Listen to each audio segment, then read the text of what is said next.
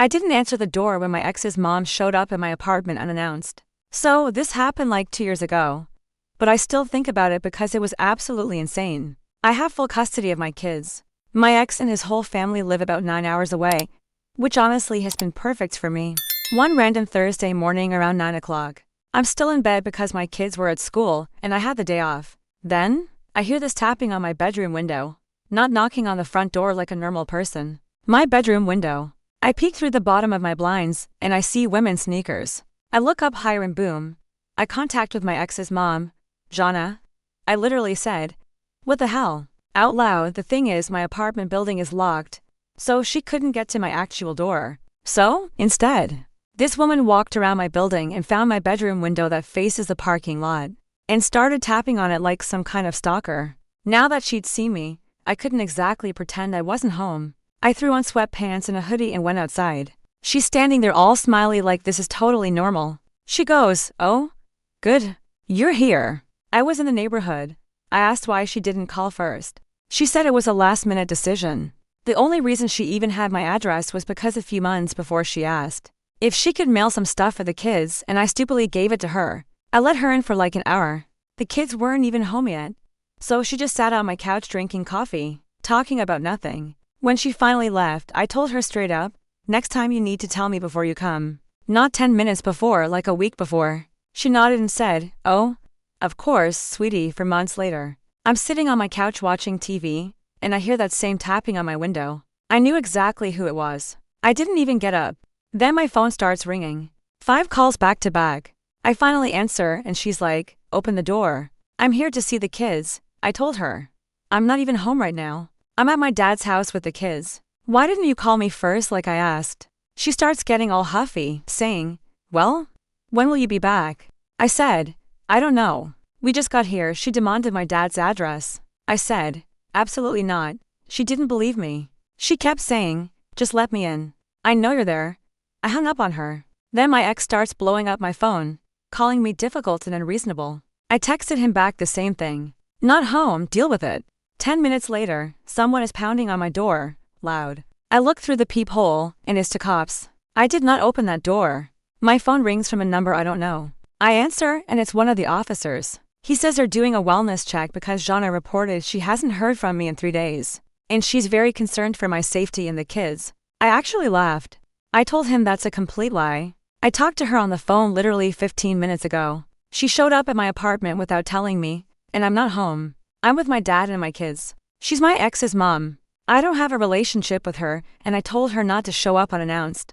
The officer sounded annoyed. He said, "Well." She seemed pretty worried. I said, "Well, she's lying to you, and I'm not coming home just because she decided to drive 9 hours. Without asking if it was okay first after he left. My ex sent me this long text about how I'm heartless and his mom drove all that way just to see the kids, and I couldn't even let her in for 5 minutes. I didn't respond. A few days later, Jana texted me some passive-aggressive thing about how she just wanted to be a good grandma, and I was keeping the kids from her. I screenshotted it and blocked her number. But the damage was already simmering. My ex ramped up his campaign, flooding our co-parenting app with demands for grandparent visitation rights, attaching old photos of Jana with the kids from when they were toddlers, captions pleading family time. I responded with court docs proving full custody meant my rules, no unannounced visits, and suggested he handle her drama himself since she was his mom. Silence for a week. Then escalation. Jana filed for an emergency grandparent visitation petition in her local family court, 9 hours away, claiming alienation and imminent harm to the kids' emotional well-being, citing the wellness check as proof I'd gone off-grid. My lawyer, a shark I'd hired post-divorce for exactly this nonsense, laughed it off, and our Zoom filed a motion to dismiss for jurisdiction wrong state, and countersued for harassment, including the window tapping, stalking, and false police report. Court date loomed to months out, but Jana weaponized social media meanwhile, creating a public Facebook group, Justice for Grandma Jana, with blurry kid pics pre-custody, sob stories about driving 900 miles for 5 minutes of love, and tagging Child Protective Services hashtags. Mutual acquaintances from our old town messaged me worriedly, "She's painting you as a villain." While my local mom friends rallied, sharing lawyer referrals and doxing Jeanette's posts in private groups to report for privacy violations. The kids, 8 and 10 now, started asking questions after school friends showed them memes from Jeanette's group. I kept it age-appropriate, explaining grandma's playing a silly game online. But we have our own fun plans. Then enrolled them in soccer and art classes to fill weekends with structure. Ex blew up during pickup, yelling in the school parking lot about robbing his mom of memories. Until principal intervened with a no-drama policy warning. Real bond dropped mid-summer. Jana showed up again, this time at the kids' school during recess. Lurking by the fence with balloons and a grandma loves you sign. Charming teachers until admin called me frantic. I raced over, snatched the kids inside, and confronted her through the gate, leave now or trespassing charges. She teared up for the security camera, willing my grandbabies. As cops arrived again, officer recognized the saga from dispatch notes, escorted her off property with a formal warning, but not before she slipped the kids notes begging secret meetups. That night, I filed for a protective order detailing the pattern: window peeping, false welfare checks, school intrusion. Hearing was swift. Judge, a no-nonsense mom of 3, granted it Jana barred from my home school, and all kid activities within 500 yards, 1 year minimum. Ex raged and texts, "You're a racing family." But court ordered him to complete anger management and co-parenting classes, or risk supervised visits only. Jeanette's Facebook imploded under backlash. Followers dropped after lawyer posted public rebuttals with redacted court filings proving her lies. She pivoted to pity parties, mailing the kids care packages via ex-stuffed animals with hidden notes pleading call secret number, which I intercepted, documented and added to violation logs.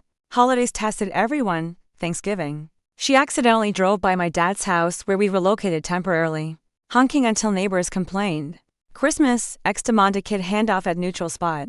Jana ambushed from a parked van, lunging with gifts until deputies peeled her away. Second violation landing her a contempt fine. Kids thrived amid chaos: straight A's, soccer goals. Sleepovers with my sister's family, who became their rock-solid aunt-uncle crew.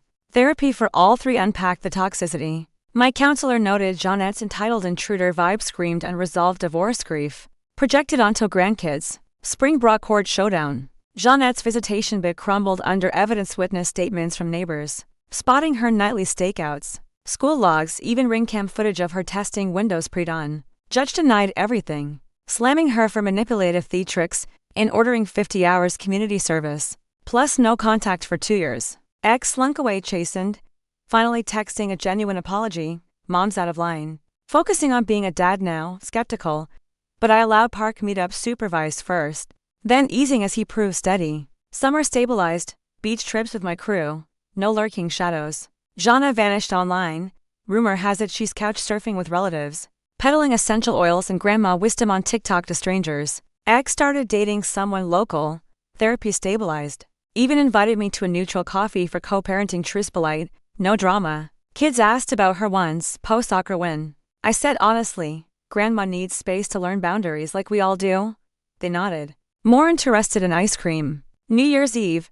Doorbell rang. My bestie with champagne, not a stalker. Install smart locks, motion lights, but mostly peace. Turns out, not answering that door wasn't cold. It was claiming my castle. Kids safe inside. Story to my wife threw a party to celebrate her big promotion. Her new boss gave a speech. Sarah succeeded.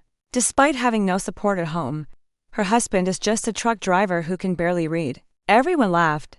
My wife said, "It's true. He's holding me back." Then I stood up and said, "That's interesting because the company you work for, I own it." Chapter 1. The woman I no longer recognized. I still remember the first time I saw Sarah 24 years ago in the back room of a diner, where she waited tables and I delivered frozen meat off my truck.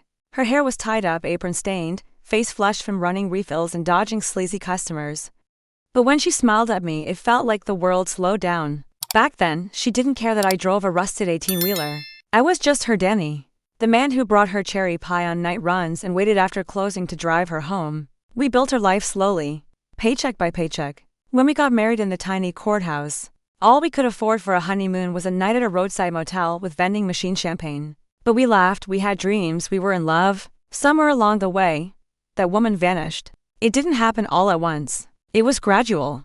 Like a leak under the floorboards, you don't notice until the wood caves in beneath your feet.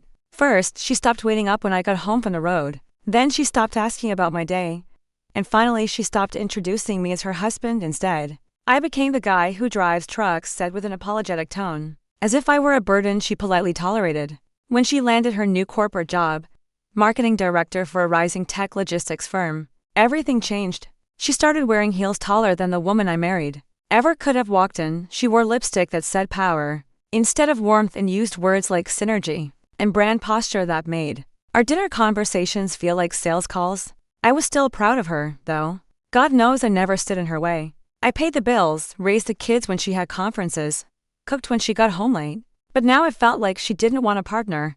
She wanted a trophy with no voice. 2 weeks ago, she came home glowing. I got the promotion, she beamed, dropping her Gucci bag on the kitchen counter like it didn't cost more than my entire toolkit.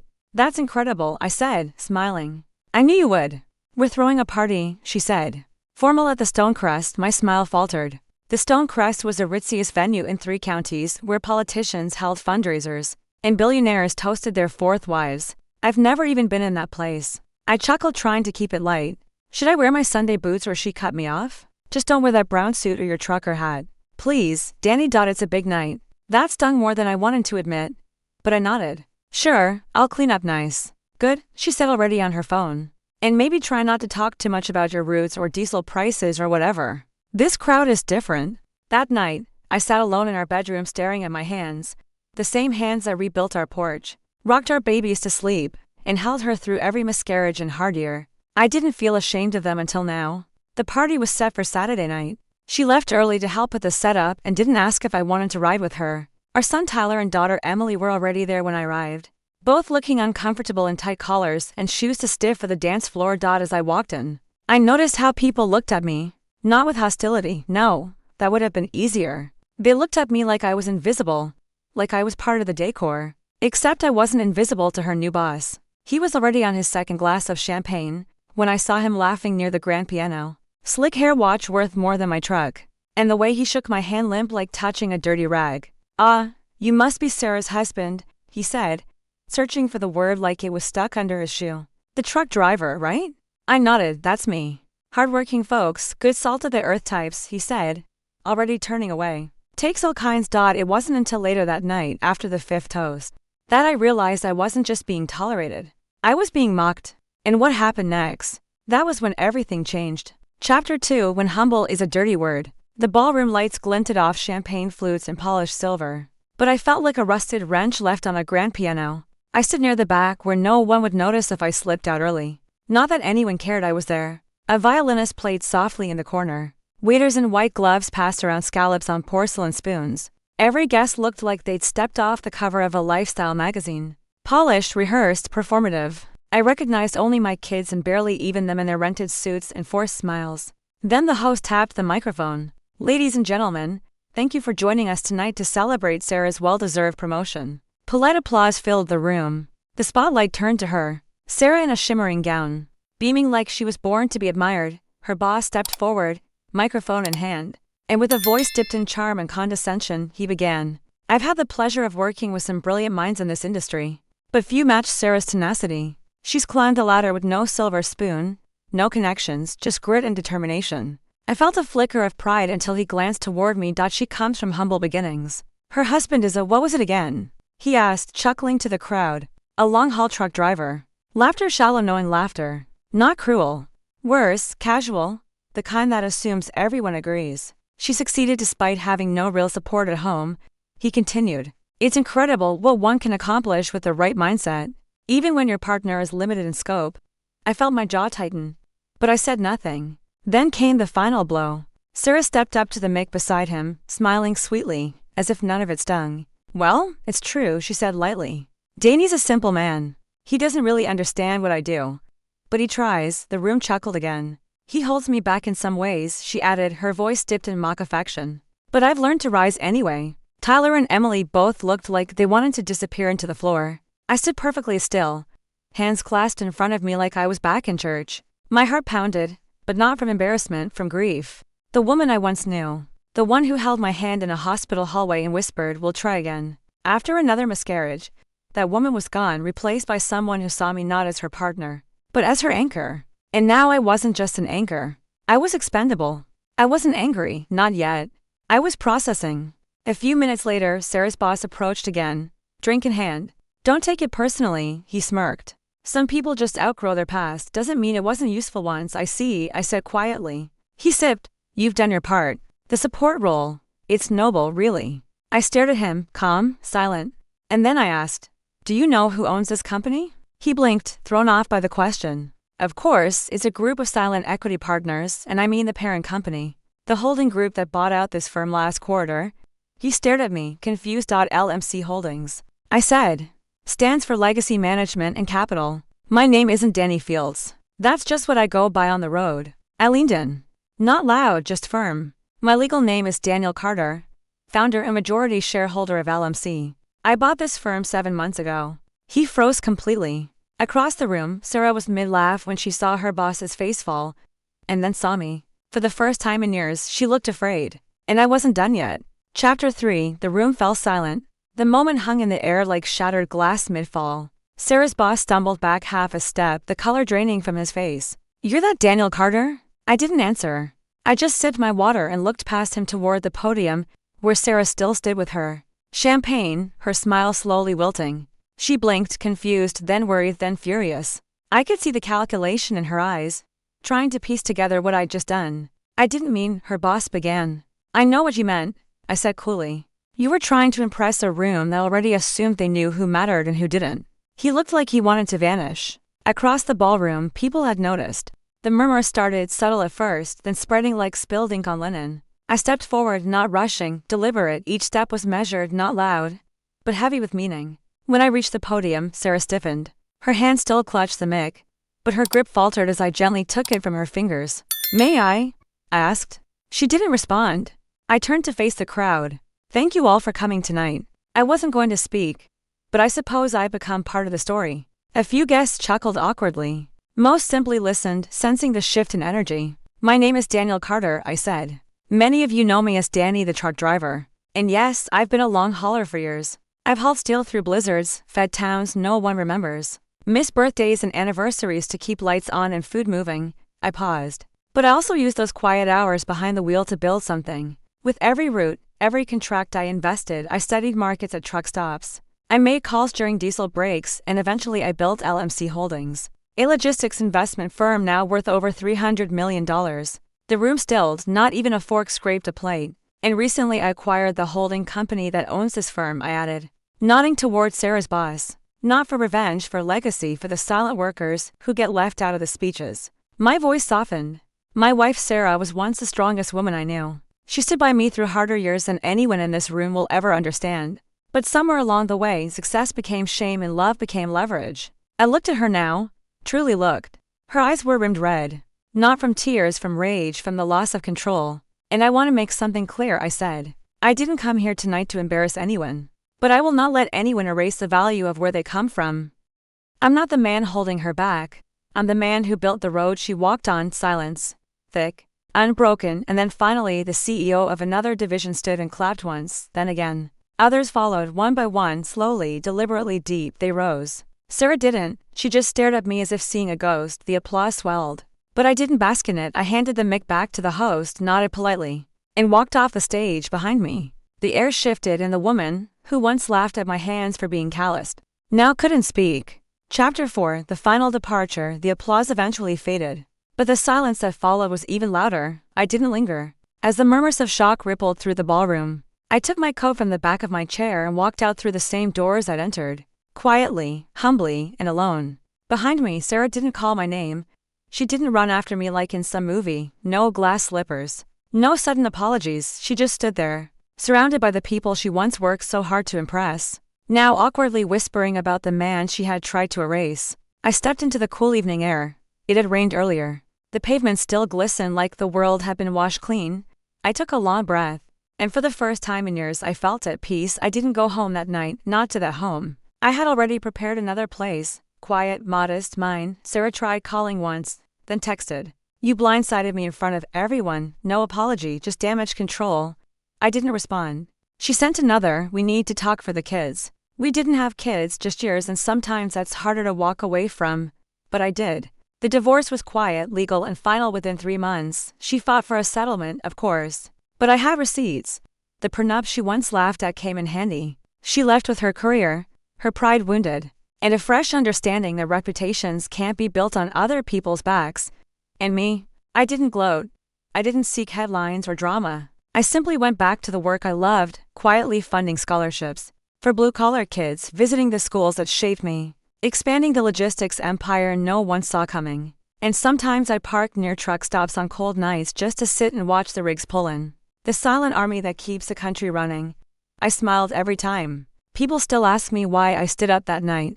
Why I didn't stay quiet and keep the peace. Here's what I tell them: some men raise buildings, others raise stock prices. But the strongest men I know raised families with calloused hands, made something out of nothing, and never apologized for where they came from. And when someone laughs at that, you don't yell. You don't beg. You stand tall, tell the truth, and walk away with your dignity intact. Because sometimes the most powerful revenge is letting people hear your silence. After you've spoken the truth. Epilogue. A man like that. It's been almost 2 years since that night. People still whisper about the man who stood up in the ballroom, calmly dismantled a lie, and walked out without raising his voice. I didn't give interviews, I didn't post online. I didn't need to, because real power doesn't shout.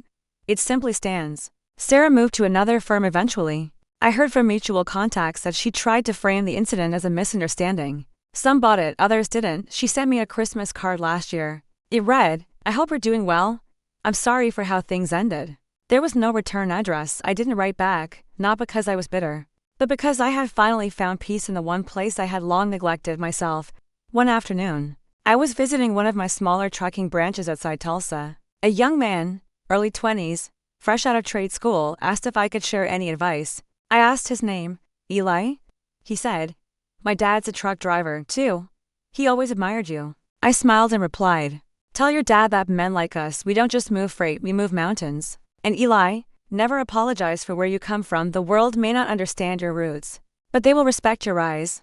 That night I sat alone in my small cabin by the lake, the same one I built before the company ever made its first million. A simple meal, a fire in the hearth, a photograph of my late father on the mantel, calloused hands, proud eyes, truck keys in his shirt pocket, and I whispered, "They laughed at the truck, Dad. But they didn't see the miles we traveled or the weight we carried." Then I raised a glass and softly toasted the quiet dignity of every man who's ever been underestimated and never once needed to explain himself. Was this revenge perfectly justified?